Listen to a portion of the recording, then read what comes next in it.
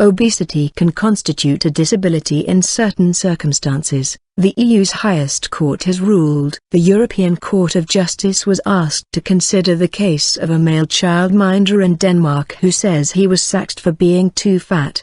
The court said that if obesity could hinder full and effective participation at work, then it could count as a disability. The ruling is binding across the EU. If employers suddenly have to start ensuring that they've got wider seats, larger tables, more parking spaces for people who are obese, I think then we're just making the situation worse. Deville, Almond, British Obesity Society. Judges said that obesity in itself was not a disability, but if a person had a long-term impairment because of their obesity, then they would be protected by disability legislation.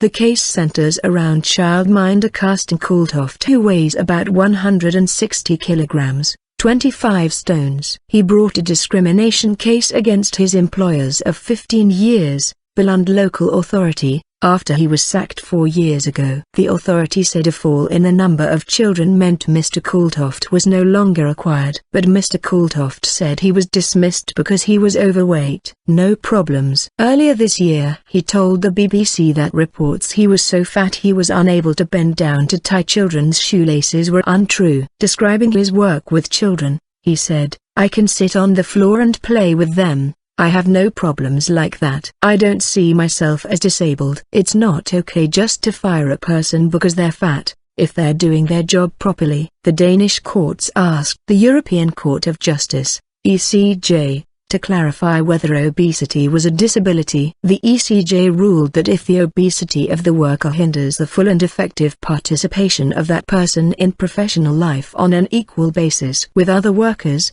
then obesity can fall within the concept of disability. Rulings from the European Court of Justice are binding for all EU member nations. The courts in Denmark will now have to assess Mr. Kultoft's weight to see if his case can be classed as a disability. Wider seats. Deville, Almond, the chairwoman of the British Obesity Society, said obesity should not be classed as a disability. She told the BBC, "I think the downside would be that if employers suddenly have to start ensuring that they've got wider seats, larger tables, more parking spaces for people who are obese, I think then we're just making the situation worse." It is, implying that people have no control over the condition, rather than something that can be greater improved by changing behavior. Paul Callaghan, head of employment law at international law firm Taylor Wessing, said the ruling does not change UK law. The European Court of Justice has ruled that obesity itself is not a disability, but that the effects of it can be. As such,